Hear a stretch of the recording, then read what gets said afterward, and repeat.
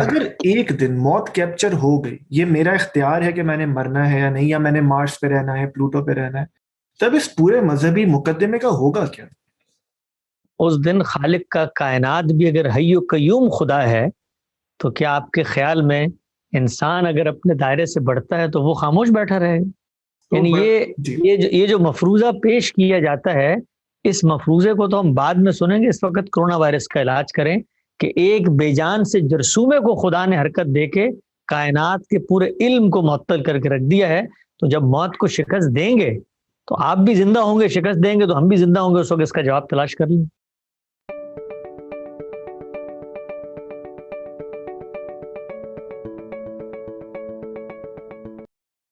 خوش آمدید، آپ دیکھ رہے ہیں ویو پوائنٹ اور میرا نام ہے عباس۔ ہم اس دنیا میں زندگی پہ تو بات کرتے ہیں، لیکن اس زندگی کی شاید سب سے بڑی حقیقت موت ہے، جس پہ ہم اتنی بات نہیں کرتے۔ ہمارا احساس ہے کہ جتنی کرنی چاہیے۔ ہماری کوشش ہے کہ ہم موت کو مذہبی زاویے سے، ایتھزم کے زاویے سے اور سائیکالوجی کے زاویے سے دیکھ سکیں۔ ایتھزم کا زاویہ حارث سلطان صاحب نے پچھلے ہفتے آپ کے سامنے پیش کیا۔ مذہب کے زاویے کو سمجھنے کے لیے آج ہم نے دعوت دی ہے حسن الیاس صاحب کو۔ کسی تعارف کے محتاج نہیں ہے، مذہبی طالب علم ہے، مذہبی عالم ہے، Ghamidi centre of Islamic learning سے منسلک ہیں، اور اگر حسن صاحب مجھے یہ اجازت دیں بتانے کی کہ انہیں غامدی صاحب کے داماد ہونے کا شرف بھی حاصل ہے۔ حسن بھائی خیریت سے ہیں آپ؟ اللہ کا شکر، آپ خیریت سے ہیں؟ ٹھیک ٹھاک۔ بہت شکریہ حسن بھائی، بالکل آپ کا وقت ضائع کیے بغیر ہم پہلے سوال پہ چلتے ہیں۔ دیکھیے، ہمارا یہ احساس ہے کہ موت پہ بات کرنے سے پہلے زندگی کو سمجھنا بہت امپورٹنٹ ہے، بہت اہم ہے۔ مذہب اور خاص طور پہ اسلام زندگی کو کس طرح دیکھتا ہے؟ دیکھیے، جب ہم یہ بات کرتے ہیں کہ اسلام کسی چیز کو کس طریقے سے دیکھتا ہے تو ہم پر یہ لازم ہو جاتا ہے کہ ہم اسلام کے جو سورسز ہیں، اسلام کے جو ماخذ ہیں، اس میں جا کے اس بات کو دریافت کریں۔ جب ہم کوئی بات مذہبی حوالے سے کہتے ہیں تو وہاں پر انسانوں کا تجربہ، انسانوں کا مشاہدہ، انسانوں کا استقراء، انسانوں کی تاریخ، یہ سب چیزیں بے معنی ہو جاتی ہیں۔ مذہبی تصور جاننے کا مطلب یہ ہوتا ہے کہ کچھ لوگ روئے زمین پر یہ نظریہ رکھتے ہیں، اس نظریے کی جو بھی علمی، عقلی یا غیر علمی بنیادیں ہوں، کہ اس کائنات کا ایک خالق موجود ہے۔ اس خالق کی رائے، اس خالق کی ہدایات، اس خالق کا نظریہ جاننے کے لیے ہم مذہبی لٹریچر یا یہ جو ڈیوائن گائیڈنس کی بک ہیں، ان کی طرف رجوع کرتے ہیں۔ تو مذہبی زاویہ ہوتا کیا ہے، پہلے اس کو سمجھ لینا چاہیے۔ مذہبی زاویہ کسی بھی نقطہ نظر کے خدا پر جو بلیف ہے، اس کے نتیجے میں جو بھی ان کا نقطہ نظر ہے، اس زاویے سے خدا کی بات سامنے آتی ہے، وہ خدا کی کسی کتاب کی صورت میں آئے، وہ خدا کسی کے دل میں الہام کرے، وہ خدا اپنے پیغمبروں کی تہذیب کے ذریعے آگے پہنچائے، تو وہاں پر جا کے سمجھی جائے گی۔ جب آپ مجھ سے پوچھتے ہیں کہ مذہب کی بات کیا ہے، تو ہمارے نزدیک اس زمین پہ اللہ کے مذہب یا اللہ کے دین کا تعارف اور اس کی ہدایات سے روشناس کرانے کا کام روئے زمین پر ایک ہستی، ایک شخصیت کرتی ہے، اور وہ ہے محمد مصطفیٰ صلی اللہ علیہ وسلم کی ذات والا صفات۔ آپ صلی اللہ علیہ وسلم مجھے یہ بتائیں گے کہ جس چیز کو میں مذہب کہتا ہوں، جس چیز کو میں دین کہتا ہوں، اس کی ہدایات کیا ہیں، کسی بھی سوال کا جواب وہ کیسے دیتی ہے۔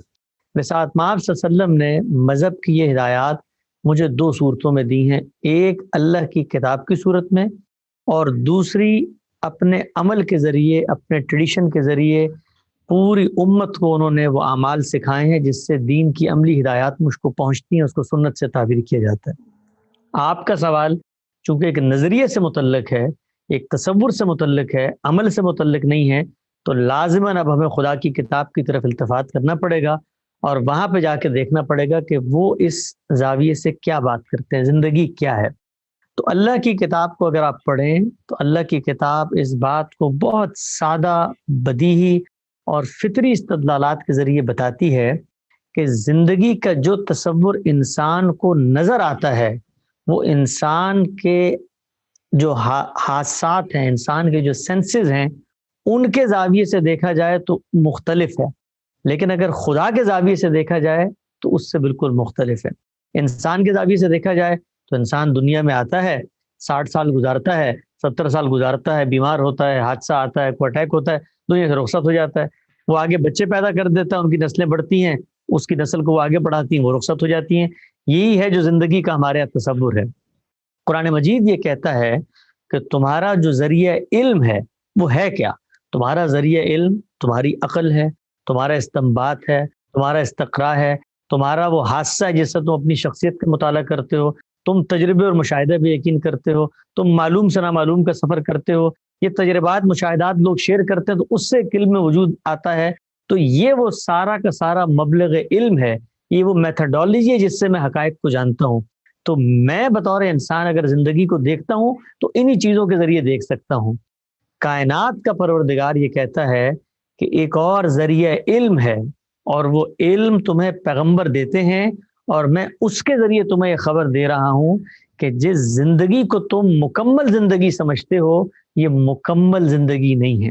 یہ زندگی کا ابتدائی دور ہے جو تم اس دنیا میں گزارتے ہو. خدا کی نظر میں ایک بندہ مومن کے لیے زندگی کی کوئی انتہا نہیں ہے، زندگی کا کوئی خاتمہ نہیں ہے. شرط یہ ہے کہ وہ زندگی کا ابتدائی دور خدا کی اس دنیا میں اس کی اسکیم کے تحت جو اس نے ہدایات دی ہیں اس طریقے سے گزار لے. تو سادہ جواب آپ کے سوال کا یہ ہے کہ اللہ کی کتاب ہمیں یہ بات بتاتی ہے کہ زندگی صرف وہ نہیں ہے جو آپ دنیا میں وقت گزار لیتے ہیں، بلکہ حقیقی زندگی اس دنیا میں وقت گزارنے کے بعد شروع ہوتی ہے اور اس کا کوئی خاتمہ نہیں ہے. اگر آپ اس دنیا میں خدا کی منشا کی یافت میں، خدا کی خواہش کی دریافت میں وقت گزارتے ہیں، اس پر صدق کے دل سے عمل درآمد کرتے ہیں اور صمیم قلب کے ساتھ اس پر عمل پیرا رہتے ہیں، تو اللہ تعالیٰ یہ کہتے ہیں کہ میں تمہیں عیش دوام دوں گا، میں تمہیں زندگی جاویداں دوں گا، میں تمہیں ایسی جنت کا شہری بنا لوں گا کہ لا خوف علیہم ولا هم یحزنون وَلَكُمْ فِيهَا مَا تَشْتَهِي أَنفُسَكُمْ، اور وہاں پر خالدین فیہا ابدا، ہمیشہ تم وہاں پر رہو گے. تو مذہب کی نظر میں زندگی ارب خرب ہا سال پر محیط ہے، ان لمیٹڈ ہے، انفینائٹ ہے. ہم اس کی حدود کی آشنائی حاصل نہیں کر سکتے، اس لیے کہ ہمارا علم محدود ہے. اور پروردگار عالم نے ہمیں یہ بتایا ہے کہ زندگی کا کچھ ابتدائی حصہ ہے جو تم دنیا میں گزارتے ہو، والآخرۃ خیر وابقیٰ، اس کے بعد ایک بڑی زندگی ہے، بڑی دنیا ہے جو تمہاری منتظر ہے. لہذا زندگی صرف وہی نہیں ہے جو تمہیں اپنی آنکھوں سے یہاں اس دنیا میں نظر آ رہی. حسن بھائی، ہم موت کی طرف چلنے سے پہلے آپ نے گو کہ اپنے آخری جملوں میں اس کا تذکرہ کیا، میں چاہتا ہوں ذرا آپ اس میں ذرا کچھ زیادہ روشنی ڈالیے کہ پھر اس زندگی کا، اس دنیاوی 70 سالہ 80 سالہ زندگی کا بالآخر مقصد کیا ہے؟ کوئی الٹیمیٹ گول ہے جو ہم نے اس زندگی میں اچیو کرنا ہے؟ دیکھیے، اگر ہم کسی خالق کو مانتے ہیں اپنے اخلاقی شعور سے، اپنے عقلی شعور سے، جو کچھ اللہ تعالیٰ نے ہمارے اندر حص ڈال دی ہے، ہمارے اندر جمالیاتی حص ہے، ان سب کو استعمال کرنے کے بعد اگر میں اس نتیجے پہ پہنچ جاتا ہوں کہ کائنات کا خالق موجود ہے، تو اب زندگی میں اس نے مجھے بھیجا ہے، اس کی گرینڈ اسکیم کیا ہے یہ بھی وہی بتائے گا. تو قرآن مجید کا جب ہم مطالعہ کرتے ہیں تو وہ بالکل وضاحت سے اور سادگی سے آپ کو یہ بات بتاتا ہے کہ یہ زندگی کا مقصد انسانوں کا امتحان ہے. لِيَبْلُوَكُمْ أَيُّكُمْ أَحْسَنُ عَمَلًا، ہم نے انسان کو یہاں بھیجا ہے، انسان کو رات اور دن بنائے ہیں، انسان کی خلقت کی ہے. اس کا مقصد کیا ہے؟ اس کا مقصد یہ ہے کہ ہم یہ دیکھیں کہ ہم نے جس امتحان میں انسان کو مبتلا کیا ہے کیا وہ اس میں کامیاب ہوتا ہے یا کامیاب نہیں ہوتا. دوسری جگہ پہ فرمایا لِيَبْلُوَكُمْ فِيمَا آتَاكُمْ، ہم اس چیز میں اس کو آزمائیں کہ جو کچھ ہم نے اس کو زندگی میں دیا ہے. ہم انسان اپنی کچھ خلقی صلاحیتیں لے کے پیدا ہوتے ہیں، کچھ معاشرے سماج خارج کے اثرات ہیں جو ہمارے علم پر، ہماری زندگی پر، ہمارے کیریئر پہ، ہمارے کام پر اثر انداز ہوتے ہیں. اس سے ہم دنیا کے اسٹیج میں ایک رول پاتے ہیں، وہ ہر انسان کا مختلف. اس رول میں جو میرا امتحان ہے وہ میری صلاحیتوں، میرے علم کا امتحان ہے. تو آپ کے سوال کا جواب یہ ہے کہ زندگی کا مقصد کیا ہے؟ زندگی کا مقصد خدا کی نظر میں انسانوں کو امتحان سے گزارنا ہے، اور امتحان میں کامیابی کا کرائٹیریا کیا ہے؟ قد افلح من تزکا، ہر وہ شخص جو اپنے آپ کو پاکیزہ کرتا ہے، اپنے آپ کو پیوریفائی کرتا ہے، اپنے نفس کو، اپنے افکار کو، اپنے خیالات کو اپنے جسم کو، اپنے کھانے پینے کو، سب چیزوں کو پاکیزگی کی طرف لے کے جاتا ہے، خالق کو مانتا ہے تو اس کے حقوق ادا کرتا ہے، تو پھر اس کو جنت کا تحفہ ملے گا، اللہ اس کو اپنی بادشاہی میں شریک کر لیں گے، عیش دوام ہے اس کے لیے۔ تو مقصد کیا ہے؟ خدا کے امتحان میں کامیابی، اور وہ ہوگی کیسے؟ تزکیے کے ذریعے۔ حسن بھائی، اگر میں آپ کی بات سے یہ سمجھا، آپ میری تصحیح کہیے گا اگر میں غلط کہہ رہا ہوں تو پھر اسلام کی نظر میں، اسلام کے لینس میں موت منزل نہیں ہے، وہ بس ایک زندگی سے دوسری زندگی کا ٹرانزیشن ہے۔ میں صحیح کہہ رہا ہوں؟ اس کو آپ ایسے سمجھ سکتے ہیں کہ اللہ تعالیٰ نے انسانوں کا جو نتیجہ رکھا ہے وہ تو آخرت میں رکھا ہے۔ آخرت تک پہنچنے کا سفر اس دنیا سے میں کیسے کرتا ہوں؟ اپنی نظریں بند کر کے، یعنی خدا میرے اس امتحان کو سلب کر دیتا ہے۔ امتحان کس چیز کا ہے؟ میری صلاحیتوں کا، میرے ارادے اختیار کا۔ میں جاگتا ہوں، میں کھاتا ہوں، میں بولتا ہوں، میں چلتا ہوں، میں کماتا ہوں، میں شادی کرتا ہوں، میں بچے پیدا کرتا ہوں، میں کاروبار کرتا ہوں، یہ سب کچھ دفعتاً یکا یک معطل ہو جاتا ہے اور میری آنکھیں بند ہو جاتی ہیں۔ میرا جسم، جس کے اندر جو شخصیت تھی، جس کے اندر جو سافٹ ویئر تھا جو پرفارم کرتا تھا، وہ شٹ ڈاؤن ہو جاتا ہے، وہ بند ہو جاتا ہے، تو گویا میرا امتحان ختم ہو جاتا ہے۔ تو یہ میرے ایک امتحان سے اس کے الٹیمیٹ نتیجے تک سفر کا نام ہے۔ میں جب مرتا ہوں تو خدا کی اسکیم میں جو کچھ میرے لیے مقرر کیا گیا تھا اس کا وقت پورا ہو جاتا ہے۔ اب میں منتظر ہوں خدا کے اس امتحان کے بارے میں کہ جس میں میری کارکردگی کے بارے میں فیصلہ ہوگا، اور وہ آخرت کا دن ہے۔ تو موت اسلام کی نظر میں انسان کا خاتمہ نہیں ہے، بلکہ انسان کی حقیقی زندگی کی ابتدا ہے۔ اصل میں اس تمام لینس میں، اور خاص طور پہ جو آپ نے تزکیہ نفس کی بات کی، اس کو سامنے رکھتے ہوئے موت کو یاد رکھنا یہ کتنا اہم ہے، اور یہ ایک انسان کے عمل کو کس طرح اچھا یا برا بنا سکتا ہے۔ دیکھیے، اللہ تعالیٰ نے اس دنیا میں بہت ساری حقیقتیں انسانوں کے سامنے رکھی ہیں۔ سب سے بڑی حقیقت انسان کا اپنا شعور ہے، انسان کی فطرت ہے، انسان کا نفس ہے، انسان کا اندرون، اس کا وجدان ہے، وہ اس کو بتاتا ہے۔ خیر و شر کے دائیات اللہ تعالیٰ نے انسان کے اندر الہام اور ودیت اور القاء کر دی ہیں۔ یہ سب کچھ انسان کو ریفریش کر رہے ہوتے ہیں، خبر دے رہے ہوتے ہیں، جھنجھوڑ رہے ہوتے ہیں۔ اس کے بعد اللہ تعالیٰ نے خارج کے اندر نعمتوں کا ایک سلسلہ رکھا کہ تم ان سے استفادہ حاصل کرو گے، استفادے کے نتیجے میں ایک جذبہ شکر تمہارے اندر اٹھے گا، اس کا تم اظہار کرو گے، خالق سے مراسم عبودیت وجود میں آئیں گے۔ یہ سب کچھ کائنات میں ہے، لیکن اس سب کا ایک دن خاتمہ ہوگا۔ تو اس کے لیے اللہ تعالیٰ نے جو تذکیر رکھی ہے وہ اس قدر بدیہی ہے، اس قدر مسلسل ہے کہ کوئی شخص اس کو اپنی نظروں سے اوجھل نہیں کر سکتا۔ موت انسان کی زندگی کی وہ سب سے بڑی حقیقت ہے کہ جس کو ثابت کرنے کے لیے، جس کو باور کروانے کے لیے، جس کی حقیقت لوگوں تک پہنچانے کے لیے ہمیں کچھ بھی نہیں کرنا۔ اس کے لیے خالق نے ایک آٹومیٹک میکینزم ایسا رکھ دیا ہے کہ میرے دادا، آپ کے پرنانا، فلاں کی پھپھو، فلاں کی خالہ ہر روز دنیا سے رخصت ہو رہی ہیں۔ مجھے یاد ہے پچھلی غالباً 2-3 سال پہلے ایک عید کا موقع تھا، اور عید کے موقع پہ ہمیں صبح صبح خبر ملی، میں کراچی گیا ہوا تھا، کہ ہمارے ایک عزیز کا انتقال ہو گیا ہے۔ ان کا گھر بہت دور تھا، تو میرے والد صاحب نے کہا کہ یہاں کراچی میں سوراب گوڑ میں ایدھی کا ایک میت گھر ہے کہ جہاں پر میتوں کو رکھتے ہیں، غسل دیتے ہیں، تو ان کی میت وہاں پہنچے گی، ہم وہیں پہ شرکت کر لیتے ہیں، جنازے میں جانا شاید ممکن نہ ہو۔ تو ہم وہاں پر گئے۔ جب میں وہاں پر گیا، عید کا دن تھا، خوشی کا دن تھا، سب نے اچھا لباس پہنا ہوا تھا، خوشبو لگائی ہوئی تھی۔ میں وہاں گیا تو وہاں وہ جو جگہ ہے جہاں پر غسل دیا جاتا ہے، وہاں ایک صاحب کھڑے ہوئے تھے، تو وہ میت ابھی نہیں پہنچی تھی۔ تو میں نے ان سے پوچھا کہ جی یہ میت ابھی آئے گی، عید کے دن ہے، آپ مصروف ہیں، تو آپ کے بھی بچے ہوں گے، آپ یہاں کام کے لیے آئے ہوئے ہیں، تو آپ انتظار کر رہے ہیں؟ تو انہوں نے کہا نہیں، میں انتظار نہیں کر رہا، عید کی نماز کے بعد سے لے کر اب تک 1 گھنٹہ گزرا تھا، میں 21 کے قریب لوگوں کو غسل دے چکا ہوں۔ تو جب انہوں نے کہا کہ میں 21 کے قریب لوگوں کو غسل دے چکا ہوں، تو میں نے کہا وہ لوگ کہاں ہیں؟ تو انہوں نے ایک دروازہ کھولا اور اس کے اندر ان لوگوں کی لاشیں سرخ خانے میں پڑی ہوئی تھی۔ آپ یقین جانیں کہ ہم انسان کبھی کبھی غفلت کا شکار بھی ہو جاتے ہیں۔ ہم کبھی کبھی سمجھتے ہیں کہ چلو دادا رخصت ہوئے تھے، 20 سال ہو گئے، 30 سال ہو گئے، موت گلی و بازار میں رقصاں ہے۔ ہر لمحے دنیا میں ہزاروں کی تعداد میں، اس لمحے جس میں آپ سے گفتگو کر رہا ہوں، گفتگو کے آغاز سے اب تک سینکڑوں ہزاروں لوگ رخصت ہو چکے ہیں. انسان کو احساس نہیں ہوتا، انسان متنبع نہیں ہوتا. تو اللہ تعالیٰ کبھی کبھی انسان کو تنبیہ کرنے کے لیے اس طرح کے حوادث بھی کرتا ہے. کبھی کبھی 200-400 لوگوں کو ہوا کے اندر اڑتے ہوئے جہاز میں مار دیتا ہے. کبھی کبھی زلزلے، طوفان، آندھیاں، سائیکلون اور صاب و حاسب کے طوفان آتے ہیں، ان میں اڑا لیتا ہے کہ چلو اس کو اور تنبیہ ہو. لیکن اس سب کے باوجود موت کی تنبیہ ارد گرد جاری ہے. جب ارد گرد جاری ہے تو میرے پاس ایگزٹ پلان کیا ہے اس دنیا کا؟ کچھ بھی نہیں ہے. میں بے بس ہوں موت کے آگے. ہم سب بے بس ہیں موت کے آگے.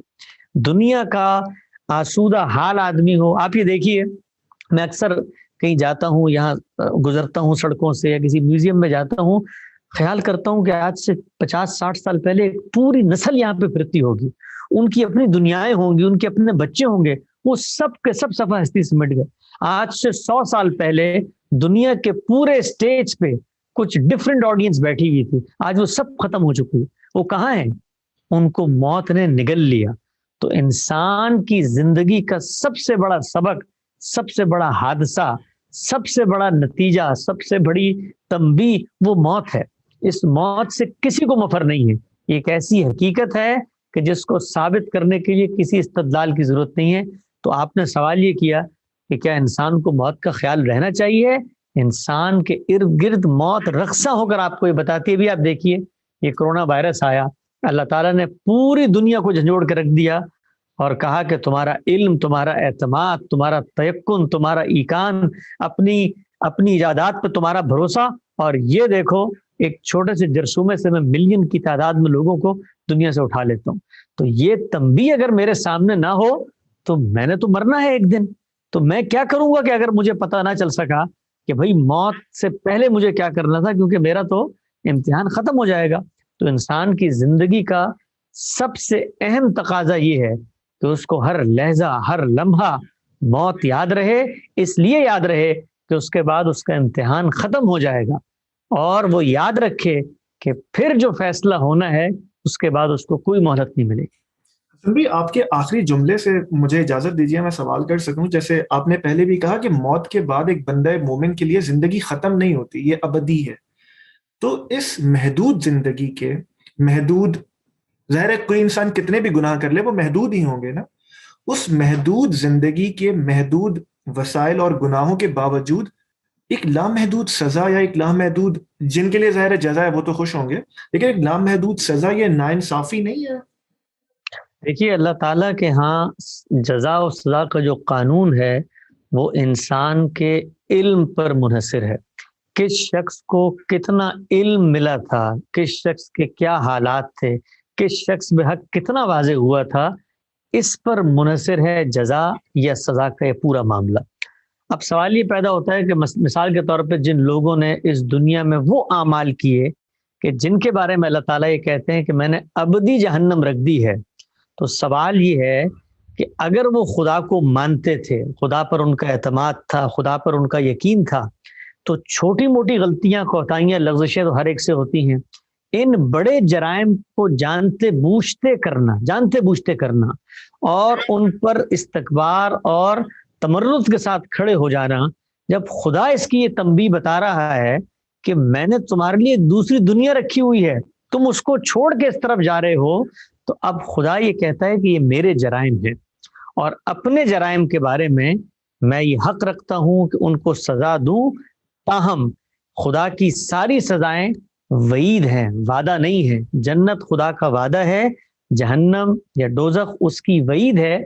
اور اللہ تعالیٰ نے 2 مقامات پہ قرآن مجید میں یہ بتا دیا ہے کہ جب تک اللہ چاہے گا یہ وعید قائم رہے گی، الا ما شاء ربک. سورہ ہود کے اندر اللہ تعالیٰ نے بتا دیا ہے کہ جو لوگ جہنم میں جائیں گے اس میں ہمیشہ رہیں گے، الا ما شاء ربک، اور تیرا رب جو چاہتا ہے کر گزرتا ہے. اور ساتھ ہی بتایا جنت کے بارے میں تو کہا عطان غیر مجزوز کے وہ ہمیشگی کی دنیا ہے. تو خدا کی جو سزا ہے اس کے بارے میں وعید تو یہی ہے کہ وہ ہمیشہ ہوگی، لیکن یہ خدا کا اختیار ہے. یہ جو محدود زندگی میں کام کرنے کو ہمیں دیا گیا ہے وہ خدا کا کام ہے، وہ کوئی میرا آپ کا کام نہیں ہے. وہ جس نے مجھے تشکیل دے کے اس دنیا میں بھیجا ہے اس کا امتحان ہے. تو وہ یہ کہتا ہے کہ ہمیشگی کی دنیا تمہارے لیے مقرر کی ہے، تم اس سب کو چھوڑ کے خدا کے سامنے کھڑے ہو جاتے ہو، تو اب جاؤ ہمیشگی کی جہنم میں۔ حسن بھائی مجھے یہ بھی بتائیے، جب میری حارث سلطان صاحب جو الہاد کا پوائنٹ آف ویو میرے سامنے پیش کر رہے تھے، ان کا ایک آرگیومنٹ تھا جو میرے خیال میں بڑا اسٹرانگ تھا. وہ یہ کہہ رہے تھے کہ کیا یہ آسان نہ ہوتا کہ جس طرح موت پیدا ہونے سے پہلے کی زندگی اگر ہمیں یاد ہوتی تو اسی طرح پھر ہم یہ آرگیومنٹ پیش کر سکتے تھے کہ پیدا ہونے سے پہلے کیونکہ ایک زندگی تھی تو موت کے بعد بھی ایک زندگی ہے. یہ ذرا زیادہ لاجیکل آرگیومنٹ نہیں ہو جاتا اگر خدا ہمیں یاد رکھنے دیتا کہ زندگی سے پہلے کیا تھا ہمارے لیے؟ نہیں، میری زندگی کا بڑا سوال یہ ہے کہ زندگی سے پہلے کیا تھا، یا میری زندگی کا بڑا سوال یہ ہے کہ میں ختم ہونے جا رہا ہوں؟ نہیں، لیکن وہ آرگیومنٹ تو آسانی دیتا نا ہمیں کہ پہلے بھی خدا نے ایک زندگی بنائی تھی تو وہ دوبارہ بھی بنا سکتا ہے. خدا تعالیٰ اس بارے میں یہ کہتے ہیں کہ جب میں نے انسانوں کو پیدا کیا تو میں نے اس وقت ان کی ارواح سے یہ سوال کیا کہ کیا تم اس امتحان کے لیے تیار ہو؟ ان سب نے اس کے بارے میں یہ کہا کہ ہاں ہم تیار ہیں.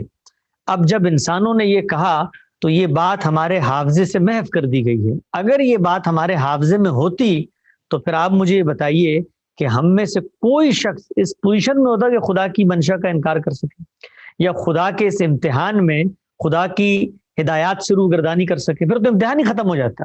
اس لیے کہ حقیقت ہمارے سامنے کھول کے رکھ دی گئی. لیکن میں آگے بڑھ کے یہ کہتا ہوں کہ کسی شخص کو اس سوال کا جواب نہیں مل رہا، یا اس کو یہ لگتا ہے کہ یہ دنیا میں اس کو جو بھیجا گیا ہے وہ بغیر پوچھے بھیجا گیا ہے، یا اس کے علم میں نہیں ہے کہ خالق کی اسکیم کیا تھی، تو دنیا سے رخصت ہونے کا ایگزٹ پلان موجود ہے. وہ خاموشی سے اپنی رگے جان کاٹے، خودکشی کرے اور دنیا کے اسٹیج سے الگ ہو جائے. کیوں نہیں ہوتا انسان؟ اس لیے نہیں ہوتا کہ انسان یہاں رہنا چاہتا ہے، انسان آمادہ ہے اس امتحان کے لیے، انسان یہاں شادیاں کرتا ہے، انسان یہاں بچے پیدا کرتا ہے. یہ جو انسان آگے نسل پیدا کر رہا ہوتا ہے تو یہ ان بچوں کو پیدا کرنے سے پہلے ان کو بتاتا ہے کہ میں تمہیں اس مقصد سے دنیا میں لا رہا ہوں. چلے خدا نے تو نہیں بتایا مجھے، خدا نے اگرچہ مجھے بتایا، اور میرا شعور، میرا وجود، میرا عمل اس کی گواہی دیتا ہے کہ خدا کی بات بالکل درست ہے کہ میں آمادہ ہوں اس امتحان کے لیے، میں یہاں رہنا چاہتا ہوں. آپ کسی 90 سال کے بوڑھے سے پوچھئے کہ مرنا چاہتا ہے، وہ کہے گا نہیں میں جینا چاہتا ہوں. اس کی کیا وجہ ہے؟ اس کی وجہ یہ ہے کہ وہ دنیا کی اس زندگی میں اس امتحان میں شریک ہونے پہ راضی ہے. اگر کوئی شخص راضی نہیں ہے تو وہ دنیا کا اسٹیج چھوڑ دے. کیوں نہیں چھوڑتا؟ اچھا چلے اس کو نہیں کرتا تو آگے شادی نہ کرے، آگے بچے نہ پیدا کرے. 100 سال کی عمر ہے اس دنیا کی، 100 سال میں دنیا کے اسٹیج سے سب لوگ ختم ہو جائیں گے، معاملہ ختم. خدا نے تو ہمیں پہلے نہیں بتایا تھا، تو اب ہم اپنی زندگی سے جیتے ہیں، لیکن ہم اپنے عمل سے اس کی تکذیب کرتے ہیں کہ ہم اس دنیا میں جینا چاہتے ہیں، ہم نسل بڑھانا چاہتے ہیں، ہم اپنا نام چاہتے ہیں، اس لیے کہ ہم اس دنیا کے امتحان میں پورے شعور کے ساتھ کھڑے ہیں، شریک ہیں. اگر خدا کی بات ہمیں سمجھ میں نہیں آتی تو پھر چھوڑیے دنیا کو اور جائیے دنیا سے. کیوں کھڑے ہیں دنیا میں؟ حسن بھائی چند آخری سوالات. موت کے بعد سزا، زندگی، احتساب، یہ کانسٹنٹ پریشر میں اور کانسٹنٹ خوف میں انسان کو مبتلا کر کے نہیں رکھتا؟ یہ دنیا کے اندر جتنی چیزیں آپ کرتے ہیں اس کے اندر یہ تنبیہ نہیں ہوتی، یہ خوف نہیں ہوتا، یہ کہ مجھے پیش ہونا پڑے گا، کوئی اتھارٹی ہے، کہیں نہ کہیں جزا و سزا ہوگی. دنیا کا پورا نظم، پورا کا پورا کارخانہ اس کے اوپر چل رہا ہے. یعنی بچہ پیدا ہوتا ہے تو اس وقت سے لے کر رخصت ہونے تک پوری کائنات میں جو نظام انسان بناتا ہے وہ سب کا سب اسی پر کھڑا ہوا ہے. یہ ملکوں کے قوانین کیا ہیں، یہ آپ کے ہاں تعزیراتی قوانین کیا ہیں، یہ سڑک پہ گاڑی چلاتے ہوئے جرمانے کے قوانین کیا ہیں، یہ ملاوٹ کرنے کے قوانین کیا ہیں، یہ سب کے سب کیا ہیں. آپ انسان کو یہ بتاتے ہیں کہ بھائی اگر تم یہ کام نہیں کرو گے تو اس کا کوئی نتیجہ مرتب ہوگا. تو یہ آپ کیا کر رہے ہوتے ہیں؟ آپ یہ پیغام دے رہے ہوتے ہیں کہ یہ دنیا رام کی لیلا نہیں ہے، یہ رائی کا گلہ نہیں ہے، یہ کیلنڈر کا کھیل نہیں ہے. یہاں کچھ چیزیں اصولوں کے تحت ہوتی ہیں. تو وہاں پر تو یہ کوئی سوال پیدا نہیں ہوتا. یہ سوال دین کے بارے میں کیوں پیدا ہوتا ہے؟ دین آپ کو خوف دلا کے خدا کی طرف نہیں لاتا، دین آپ کو نتیجے سے آگاہ کر کے اور اس کی جو اہمیت ہے اس کو اجاگر کر کے آپ کو متنبع کرتا ہے کہ دیکھو یہ امتحان ہے، یہ مختصر وقت کا امتحان ہے، اس میں اگر تم نہیں کامیاب ہوگے تو یہ نتیجہ مرتب ہوگا. تو یہ دین آپ کے اندر سے شکر کے جذبات اٹھاتا ہے. دین کی پوری دعوت پازیٹیو دعوت ہے. دین تو کہیں یہ نہیں کہتا کہ خدا کو تم نے اس لیے ماننا ہے کہ نہیں مانا تو جہنم میں جلو گے. وہ تو کہتا ہے خدا رحمان ہے، خدا رحیم ہے، خدا حلیم ہے، اس نے تمہیں رزق دیا، تمہارے لیے رشتے بنائے. یہ دیکھو دنیا کے ہریاول سبزہ زار، یہ بل کھاتی ندیاں، یہ آفاق و انفس کے نظام، تمہارا اندرون، تمہارا باطن، تمہارے آبا کی تاریخ، یہ سب گواہی دیتی ہے کہ خالق ہے. اور خالق کتنا رحمان ہے، اس کی صفت خلاقیت کا یہ ظہور ہے کہ اس چھوٹے سے امتحان کے نتیجے میں تمہیں اپنی ابدی بادشاہت میں شریک کر رہا ہے. تو وہ تو رحیم ہے. اور اللہ خود کہتا ہے وَلَن يَرْضَى لِعِبَادِهِ الْكُفْرَ، میں راضی نہیں ہوں کہ بندے میرا انکار کریں. وہ تو محبت سے آپ کو بلا رہے ہیں. لیکن جو نہیں آ رہا تو اس کو بتایا جائے گا نا کہ جس رستے پہ آپ جا رہے ہیں آگے کھائی ہے، وہاں پہ بورڈ لگا ہوا ہے وارننگ کا، تنبیہ کا، تحذیر کا، ڈرانے کا. تو یہ خوف نتیجے کے بارے میں ہے کہ اگر آپ نے ایسا نہیں کیا تو پھر تم اس خوف سے اپنے آپ کو بے خوف نہ کرو کہ تم وہاں بچ جاؤ گے. یہ بات یاد رکھو کہ وہ قہار بھی ہے اور وہ جبار بھی ہے. وہ نتیجہ مرتب کر کے دکھائے گا. تم نے اگر ریپ کیا ہے، تم نے اگر ٹارگٹ کلنگ کی ہے، تم نے اگر جعلی دوائی بیچی ہے، تو یہ مت بھولو کہ اس سے تم نے انسانوں کو نقصان پہنچا دیا، تمہیں کوئی نہیں پکڑے گا. عالم کا پروردگار وہاں تمہارا منتظر ہے اور تم سے پوچھے گا. حسن بھائی آخری 3 سوالات.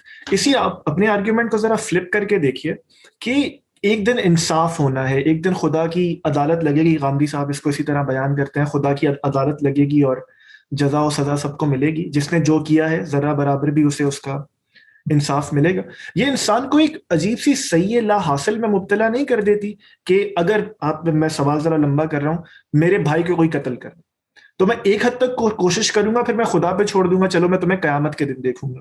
اگر یہ معاملہ نہ ہوتا تو شاید میں کچھ زیادہ محنت کرتا، اپنے تمام آپشنز ایکسرسائز کرتا کہ میں اپنا انصاف دنیا میں لے سکوں. تو یہ ایک سیئ لا حاصل میں انسان کو مبتلا نہیں کر دیتا. اگر خدا نے صرف اتنی ہی بات کی ہوتی کہ خدا کے فیصلے کے انتظار میں رہو تو بات آپ کی بالکل ٹھیک ہے. لیکن خدا نے تو ایسا نہیں کیا. خدا نے تو شریعت اتاری ہے، اس کے ساتھ انسانوں کو یہ بتایا ہے کہ جب تم نظم اجتماعی کا حصہ بنتے ہو تو اس کے قوانین کیا ہیں، جب تم ریاست کے حکمران بنتے ہو تو اس کے قوانین کیا ہیں. پھر شریعت نے وہ جرائم بتائے ہیں کہ جن کی سزائیں دنیا میں دین نے مقرر کر دی ہیں. تو اللہ تعالیٰ نے تو صرف یہ نہیں کہا کہ آپ آخرت پہ مجھ پہ بھروسہ کر کے بیٹھ جائیں اور دنیا میں جو چاہیں کریں. اس نے تو انبیاء کا ایک سلسلہ جاری فرمایا، اس نے پوری کی پوری الہامی کتابیں نازل کی، ان کتابوں میں قوانین دیے، ان میں شریعت دی. اس کا مقصد کیا ہے؟ اس کا مقصد یہی ہے کہ میں اپنے آپ کو پاکیزہ کروں، اور اگر کوئی شخص جرم کرتا ہے تو پھر اس کو سزا دی جائے گی. خدا کی سزائیں ہیں یہ، جن کے بارے میں ہم یہ کہتے ہیں کہ آخرت میں نتیجہ مرتب ہوگا. دنیا میں خدا سزائیں دیتا ہے. تو خدا کی سزاؤں کے بارے میں خود خدا نے ضابطہ بتا دیا ہے. میرے کسی بھائی کو کسی نے قتل کیا ہے تو اللہ نے بتایا کہ بھائی یہ جو ایک بندے کو مارتے ہو تو پوری انسانیت کا قتل کرتے ہو، اور اس کا بدلہ کیا ہے؟ اس بندے کو مارا جائے گا. تو یہ قانون مقرر کیا ہے، یہ حکام نے اس پر عمل درآمد کرنا ہے. اگر کوئی مسلمان ہے، حکمران ہے، تو یہ شریعت کی ہدایت اس سے متعلق ہے. اگر وہ اس پہ عمل نہیں کرتا تو خدا اس کے بارے میں اس سے سوال کرے گا. تو بالکل مجھے صحیح حاصل میں نہیں ڈالتا. میں پورے طریقے سے، پورے شعور کے ساتھ خدا کی اسکیم کے ذریعے ایک پرامن معاشرہ بھی قائم کرتا ہوں، ہونے والے جرائم کا سدباب بھی کرتا ہوں، اس کے لیے لاہ عمل بھی ترتیب دیتا ہوں. ان لوگوں کو اسی معاشرے میں خدا نشانہ عبرت بناتا ہے، اپنے قانون کے ذریعے بناتا ہے. اور اس سب کے باوجود اگر کچھ نہ ہو سکے تو میں پروردگار عالم کی آخرت پر یقین رکھتا ہوں. میں دنیا میں سر مار مار کے اپنے غم کو نہیں بھلا سکتا، لیکن ایک یہ جملہ کہ قیامت کے دن میں خدا کے سامنے شریک ہوں گا اور وہ سب کا حساب لے گا، میرے لیے تسلی کا، میرے لیے دل پر تسکین کا، میرے لیے آسودگی کا باعث بنتا ہے. تو یہ صحیح لا حاصل نہیں ہے، بلکہ ایک ترتیب ہے جس کو مقرر کر دیا گیا ہے. میں شریعت کے قوانین پہ عمل درآمد کروں گا، اس سب کے باوجود مجھے انصاف نہیں ملتا تو میرے لیے انصاف کا ایک بڑا دن منتظر ہے. میں اس کا انتظار کروں گا. دنیا میں اگر مجھے موقع ملتا ہے تو میں انصاف کے اصول کی کوشش کروں گا. حسن بھائی یہ بھی آخری میں مجھے بتا دیجئے کہ مسلمانوں کے لیے دفنانا خدا نے کیوں پسند کیا، اور دفنانے کے بعد جو قبر کی زندگی ہے جتنی بھی ہو، اس میں انسان کے ساتھ آخر ہوتا کیا ہے؟ اللہ کی نظر میں انسانی جان کی حرمت ہے. انسان کی آپ جان نہیں لے سکتے، اس کا ایک تقدس ہے، اس کی ایک حرمت ہے، اس کا ایک الوف تصور ہے، بلند تصور ہے. یہ صرف اس وقت تک نہیں ہے کہ جس وقت تک انسان زندہ ہے اس کے پاس عقلی اور اخلاقی وجود موجود ہے، بلکہ جب وہ رخصت ہو جاتا ہے تب بھی وہ ایک انسان ہی کی کجست خاکی ہے، اس کی بھی حرمت ہے، اس کی بھی تعظیم ہے، اس کی بھی توقیر و حشمت ہے، اس کی بھی عزت ہے۔ تو یہ انسان کی عزت ہے کہ اس کو چیل کبوں کے سپرد نہ کیا جائے، اس کے اوپر دہی لگا کے اس کو کسی کنویں میں لٹکا نہ دیا جائے، اس کو سپرد آگ کر کے اس کی راکھ کو گنگا میں بہا نہ دیا جائے۔ یہ سب سے زیادہ پاکیزہ اور عزت کا تصور ہے کہ انسان کو آپ مٹی کے سپرد کر دیتے ہیں۔ یہ پہلے سوال کا جواب۔ دوسرا سوال آپ کا یہ ہے کہ جب اس کو کر دیا جاتا ہے تو پھر اس کے ساتھ قبر میں کیا معاملہ ہوتا ہے؟ یہ پھر وہی سوال ہے جو موت کے بعد والا سوال ہم نے ابتدا میں زیر غور کیا تھا۔ یعنی ہمیں جو علم کے ذرائع دیے گئے ہیں ہم ان کے ذریعے حقائق کے بارے میں جانتے ہیں، تو قبر میں کیا ہوتا ہے اس کے ذریعے انسان اپنا تجربے سے بتا سکتا ہے۔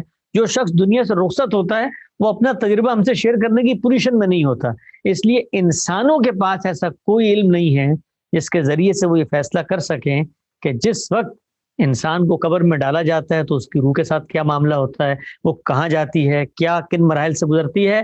ہمارے علم میں اس میں سے کوئی بھی چیز دائرہ علم یا ادراک میں آتی ہی نہیں ہے۔ اب سوال یہ پیدا ہوا کہ پھر کون بتائے گا؟ تو جواب ہے کہ خالق بتائے گا۔ خالق نے جتنی بات بتائی ہے اتنی ہی بات ہمیں اس بارے میں معلوم ہے۔ اس نے یہ بتا دیا ہے کہ 3 طرح کے لوگ ہوتے ہیں۔ پہلے وہ لوگ ہوتے ہیں جو انبیاء کے ساتھی ہیں، صدیقین ہیں، انبیاء کی مائیت میں کھڑے ہو کر خدا کی اس گرینڈ اسکیم کا حصہ بنتے ہیں جو دنیا میں قیامت تک رسولوں کی رسالت کی ایک حتمی حجت اور دلیل بنتی ہے۔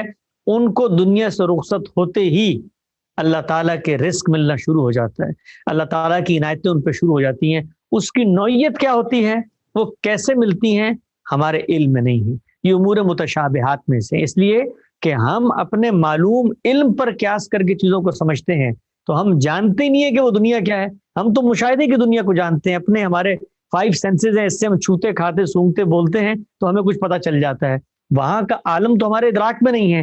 تو یہ وہ چیزیں ہیں کہ جن کو مثالوں سے بتایا جاتا ہے، جن کے بارے میں آپ کو تعارف کرایا جاتا ہے لیکن آپ ان کی حقیقت نہیں جان سکتے، تو ان کو رزق ملتا ہے۔ یہ پہلا گروہ ہے۔ دوسرا گروہ بتایا کہ وہ متمردین، وہ استکبار اختیار کرنے والے، وہ خدا کے دشمن جیسے کہ فرعون تھے، جیسے کہ ابو لہب ہیں، یہ جب مرتے ہیں تو ان کو دنیا سے رخصت ہوتے ہی وہ جو عذاب ہے اس کا ٹریلر دکھانا شروع کر دیا جاتا ہے، اس پہ مبتلا کرنا شروع کر دیا جاتا ہے، گویا رخصتی کے بعد یہ سب کچھ ہو جاتا ہے۔ اور تیسرے عام لوگ ہیں جن کا معاملات جو ہیں وہ کچھ نیکیاں بھی ہوئیں، کچھ برائیاں بھی ہوئیں، کچھ اچھے کام بھی کیے، کچھ کوتاہیاں بھی ہوئیں، ان کو قیامت میں اللہ تعالیٰ اٹھائے گا، دوبارہ زندگی دے گا اور پھر ان کا حساب و کتاب ہوگا۔ وہ قبر میں سلا دیے جاتے ہیں اور قیامت میں اٹھا کے ان کو پھر امتحان میں نتیجہ سامنے لا کر دکھا دیا جاتا ہے۔ حسن بھائی، میرے پاس آپ کے لیے آخری سوال تھا، لیکن مجھے اجازت دیجیے۔ آپ نے ایک جملہ کہا فرعون ہیں، ابو لہب ہیں، آپ نے بڑی عزت سے ان کا نام لیا، میں نے کبھی اس طرح نہیں سنا، تو یہ اگر آپ معاملہ مجھے سمجھا سکیں۔ قرآن مجید نے ان کا نام لیا ہے، یعنی نام تو جو نام ہے اسی طریقے سے لیا جائے گا۔ نہیں، آپ نے بہت بڑا عزت لیا نا، آپ نے کہا فرعون ہیں، ابو لہب ہیں۔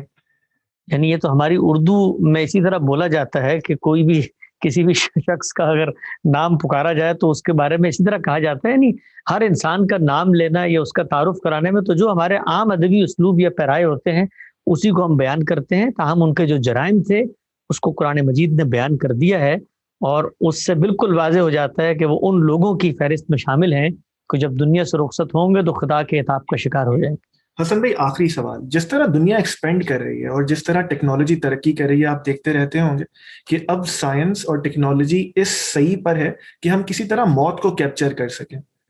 اگر ایک دن موت کیپچر ہو گئی، یہ میرا اختیار ہے کہ میں نے مرنا ہے یا نہیں، یا میں نے مارس پہ رہنا ہے، پلوٹو پہ رہنا ہے، تب اس پورے مذہبی مقدمے کا ہوگا کیا؟ جس دن ہو جائے اس دن میں اس سوال کا جواب بھی دے دوں گا۔ بہت شکریہ آپ کا۔ اور جی جی پلیز پلیز۔ اور اس دن خالق کا کائنات بھی اگر حی و قیوم خدا ہے تو کیا آپ کے خیال میں انسان اگر اپنے دائرے سے بڑھتا ہے تو وہ خاموش بیٹھا رہے؟ یعنی یہ جو مفروضہ پیش کیا جاتا ہے، اس مفروضے کو تو ہم بعد میں سنیں گے، اس وقت کرونا وائرس کا علاج کریں کہ ایک بے جان سے جرثومے کو خدا نے حرکت دے کے کائنات کے پورے علم کو معطل کر کے رکھ دیا ہے. تو جب موت کو شکست دیں گے تو آپ بھی زندہ ہوں گے, شکست دیں گے تو ہم بھی زندہ ہوں گے, اس وقت اس کا جواب تلاش کر لیں. تو پھر خدا اس دائرے سے بڑھنے دیتا ہی کیوں ہے؟ نہ دے بڑھنے, وہ تو حی قیوم ہے, آپ نے فرمایا. خدا نے کہاں بڑھنے دیا؟ خدا نے تو آپ کو آپ کے علم کی حقیقت دکھا دی. آپ نے کیا موت پہ قابو پا لیا کہ خدا نے آپ کو بڑھنے دیا؟ آپ تو ان زندہ انسانوں کو ایک بے جان جرثومے کی حرکت سے بچانے کی طاقت قدرت نہیں رکھتے تھے. یہ بھی خدا کی عنایت ہے کہ اس نے وہ علم دیا کہ جس سے ہم نے اس پہ قابو پایا. خدا تو کائنات کی بساط لپیٹنا چاہے تو اس کے لیے تو لمحوں کا فیصلہ ہے. تو یہ خدا نے کہاں انسان کو آگے بڑھنے دیا کہ وہ موت پہ قابو پا لے؟ کون سی موت پہ قابو پا لیا؟ کیا یہ سب وہ تخیلات ہیں, وہ تصورات ہیں. ایک طرف بات کی جاتی ہے عملی مشاہدے کی اور امپیریکل ایویڈنس کی, اور دوسری طرف سائنس سے متاثر یہ لوگ ہمارے سامنے تخیل کی کارپردازی لا کر یہ کہتے ہیں کہ ایک دن آئے گا جس دن ہم یہ کر لیں گے, اس دن کے بارے میں آپ جواب دیں. بھائی وہ جس دن آپ کریں گے اس دن اگر میرا خدا سچا خدا ہے تو مجھے جواب دینے کی کوئی ضرورت نہیں ہے. اس نے اگر کائنات بنائی تو خود آپ کو براہ راست جواب دے گا. حسن بھائی بے حد شکریہ آپ کے وقت کا. آخر میں اگر کچھ اس تمام متعلق کوئی ایسا سوال جو میں نہ کر سکا اور آپ اینڈنگ نوٹ کرنا چاہیں تو ہم اسے ریپ اپ کرتے ہیں. دیکھیے, میں بطور انسان اس پورے مسئلے کو انتہائی سادگی سے دیکھتا ہوں. میرے سامنے مذہب کا نقطہ نظر آئے, الہاد کا نقطہ نظر آئے, فلسفیوں کا نقطہ نظر آئے, کسی بھی مکتبہ فکر کا, کسی بھی اسکول آف تھاٹ کا, کسی بھی زاویہ نظر سے آپ مجھے کوئی بھی بات سمجھانا چاہتے ہیں, آپ کو بطور انسان کے مجھے اس پہ قائل کرنا ہے. موت میری زندگی کی سب سے بڑی حقیقت ہے, اور اس حقیقت کے بارے میں جو میرے دل میں سوالات پیدا ہوتے ہیں اس کی موسٹ پلازیبل ایکسپلینیشن میرے نزدیک مذہب دیتا ہے. آپ کو لگتا ہے کہ اس سے بہتر کوئی ایکسپلینیشن ہے تو آپ مجھے وہ بتائیے, مجھے اس پہ اطمینان ہوگا تو میں اس کا قائل ہو جاؤں گا. میں بطور انسان اگر عقلی وجود رکھتا ہوں, اخلاقی وجود رکھتا ہوں, جمالیاتی حص رکھتا ہوں, اور اس کے نتیجے میں خالق کو مانتا ہوں, اور خالق کو ماننے کے بعد علم اور عقل کے ذریعے خالق کے پیغام کو دریافت کر لیتا ہوں, تو میرے لیے اس صحیفے کے اندر لکھی ہوئی بات آخری حجت ہے, اور یہ اس وقت تک حجت ہے جب تک میں علم کے ذریعے اس کو رد نہ کر سکوں. اور اگر میرے احاطہ علم میں موت کے بعد کے معاملات آ گئے ہیں تو میں اس کو ضرور رد کروں گا. لیکن میرا معاملہ تو یہ ہے کہ میں دن کی روشنی میں بھی ایک حد سے آگے نہیں دیکھ سکتا. چاہے جائے کہ میں مرنے کے بعد کی زندگی کے بارے میں کوئی گفتگو کروں, تو دین اور مذہب نے ہمیں وہ بات بتائی ہے جس پر ہماری فطرت گواہی دیتی ہے, جس کو ہمارا نفس, ہمارا اندرون قبول کرتا ہے. موت ایک حقیقت ہے, انسانوں نے مرنا ہے, اس کے بعد کیا ہوگا؟ میری عقل یہ کہتی ہے کہ اس کے بعد جزا و سزا کا دن ہونا چاہیے, اور خدا یہ کہتا ہے کہ وہ دن ہوگا, اور میں تمہیں اپنی جنت کی شہریت کے لیے اس دن منتخب کروں گا. حسن بھائی بے حد شکریہ آپ کا, بے حد شکریہ. بہت شکریہ.